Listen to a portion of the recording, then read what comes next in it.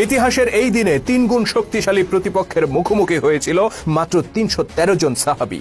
যুদ্ধের প্রাককালে যখন সৈন্য সংখ্যার এই বিশাল পার্থক্য আল্লাহ নবীকে উদ্বিগ্ন করে তোলে, তখন তার সাথীরা তাকে বলেছিলেন, ইয়া রাসূলুল্লাহ, আপনার রবের দেখানো পথে আপনি নির্ভয়ে এগিয়ে চলুন। আমরা কোনো অবস্থাতেই আপনাকে ছেড়ে যাব না। আমরা জানি নবী মুসা তার জাতিকে যেদিন জিহাদের নির্দেশ দিয়েছিলেন, সেদিন তারা বলেছিল, তুমি আর তোমার আল্লাহ গিয়ে যুদ্ধ করো, আমরা এখানেই বসে রইলাম। কিন্তু আল্লাহর কসম, আমরা কখনোই আপনাকে তেমনটা বলবো না, বরং সর্বাবস্থায় আমরা আপনার পাশে থাকব।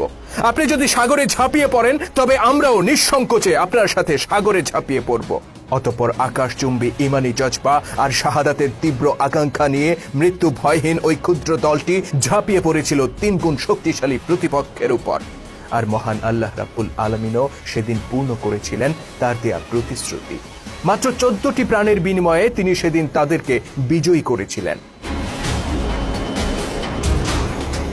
মুসলিম উম্মার অস্তিত্ব রক্ষার এই যুদ্ধে যে সাহাবীরা অংশ নিয়েছিলেন, শহীদ গাজী নির্বিশেষে তাদের প্রত্যেককে জান্নাতের সুসংবাদ দিয়েছিলেন আল্লাহর নবী।